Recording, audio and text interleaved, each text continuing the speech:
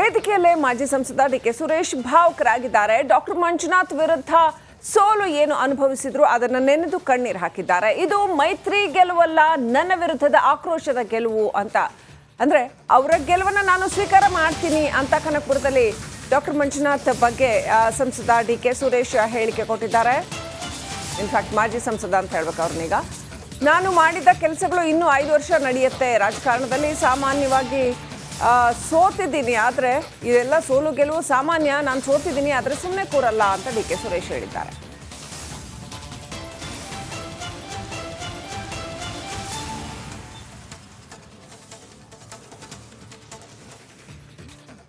ನಿಮ್ಮ ಜೊತೆಯಲ್ಲಿ ಪ್ರಾಮಾಣಿಕ ಸಾಮಾನ್ಯ ಪ್ರಜೆಯಾಗಿ ನಿಮ್ಮ ಕಷ್ಟ ಸುಖಗಳಿಗೆ ಸ್ಪಂದಿಸಿ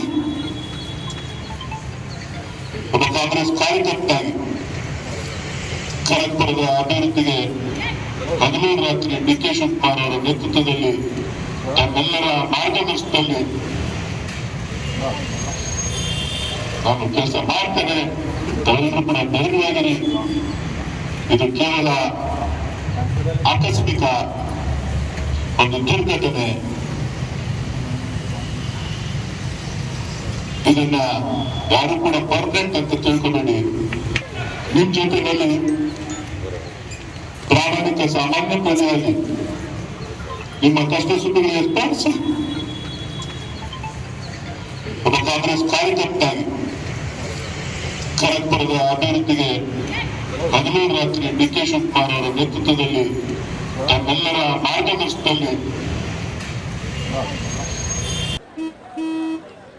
ನಡಿ ಈಗ ಶುರು ಮಾಡೋಣ. ಕೇಸರಿಯಿಂದ ಮನೋಲ್ಲಾಸ ಮನಸ್ಸು ಮತ್ತೇರಿ ಕುಣಿದಾಡಿದೆ ನೋಡು, ಮನಸ್ಸು ಮತ್ತೇರಿ ಕುಣಿದಾಡಿದೆ ನೋಡು. ಕ್ಷಣ ಕ್ಷಣವೂ ಆಚರಿಸಿ ಕೇಸರಿ ಹಬ್ಬ. ವಿಮಲ್ ಬಾಯಲ್ಲಿ ಹೇಳಿ ಕೇಸರಿ. ಅಪ್ಡೇಟ್ ಪಡ್ಕೊಳ್ಳೋಣ. ಪ್ರತಿನಿಧಿ ಸತೀಶ್ ಫೋನ್ ಸಂಪರ್ಕದಲ್ಲಿದ್ದಾರೆ. ಸತೀಶ್, ಏನೆಲ್ಲ ಹೇಳಿದ್ರು ಡಿ ಕೆ ಸುರೇಶ್? ಯಾವ ರೀತಿ ಇತ್ತು ಅವರ ಮನೋಭಾವ? ಸತ್ಯವಾಗಿ ಸೋಲಿನ ಹತಾಶೆಯ ಮನೋಭಾವದಲ್ಲಿ ಇದ್ದಾರೆ.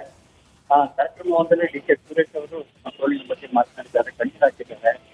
ಪ್ರಮುಖವಾಗಿ ಬೆಂಗಳೂರು ಗ್ರಾಮಾಂತರದಲ್ಲಿ ಮೈತ್ರಿ ಪಕ್ಷರು ಸಾಕಷ್ಟು ಸ್ಟ್ರಾಟಜಿ ಮಾಡಿ ಕೆ ಶಿವಕುಮಾರ್ ಅವರನ್ನ ಡಿ ಕೆ ಸುರೇಶ್ ಅವ್ರನ್ನ ಸೋಲಿಸಿದ್ರು. ಹೀಗಾಗಿನೇ ಕಳೆದ 3 ಬಾರಿನೂ ಕೂಡ ಬೆಂಗಳೂರು ಸಮಾಜಕ್ಕೆ ಕೆಲಸ ಬರ್ತಿದ್ರು. ಆದ್ರೆ ಈ ಬಾರಿ ಅವರು ಸೋಲು ಅವರಿಗೆ ಸಾಕಷ್ಟು. Thank you Suresh ಡೀಟೇಲ್ಸ್ಗಾಗಿ.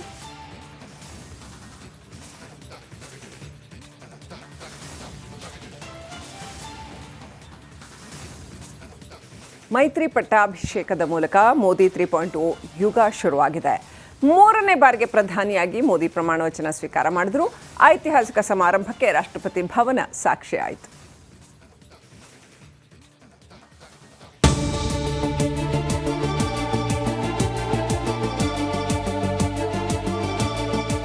ಮೋದಿ ಪ್ರಮಾಣ ವಚನ.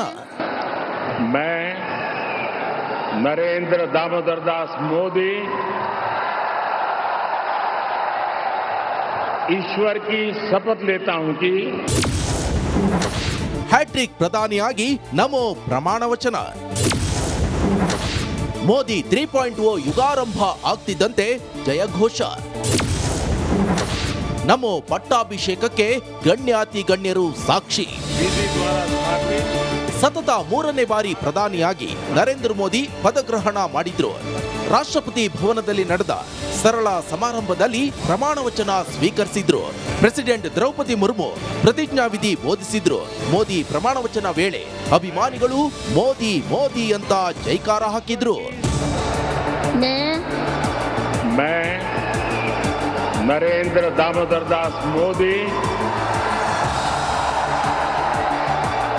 ಈಶ್ವರನ ಹೆಸರಲ್ಲಿ ನರೇಂದ್ರ ದಾಮೋದರ ದಾಸ್ ಮೋದಿ ಪದಗ್ರಹಣ ಮಾಡಿದ್ರು.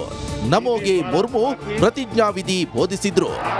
ईश्वर की शपथ लेता हूं कि जो विषय संघ के प्रधानमंत्री के रूप में मेरे विचार के लिए लाया जाएगा ಇನ್ನು ನಮ್ಮ ಪಟ್ಟಾಭಿಷೇಕಕ್ಕೆ ಗಣ್ಯಾತಿ ಗಣ್ಯರು ಸಾಕ್ಷಿಯಾಗಿದ್ರು. ಪದಗ್ರಹಣಕ್ಕೆ 10,000ಕ್ಕೂ ಹೆಚ್ಚು ಮಂದಿ ಗಣ್ಯರು ಆಗಮಿಸಿದ್ರು. ಎಲ್ಲ ಧರ್ಮಗುರುಗಳು, ವಿವಿಧ ದೇಶಗಳ ಅಧ್ಯಕ್ಷರು, ಪ್ರಧಾನ ಮಂತ್ರಿಗಳು, ಸಾಧಕರು ಪ್ರಮಾಣ ವಚನ ಕಾರ್ಯಕ್ರಮಕ್ಕೆ ಭಾಗಿಯಾಗಿದ್ರು.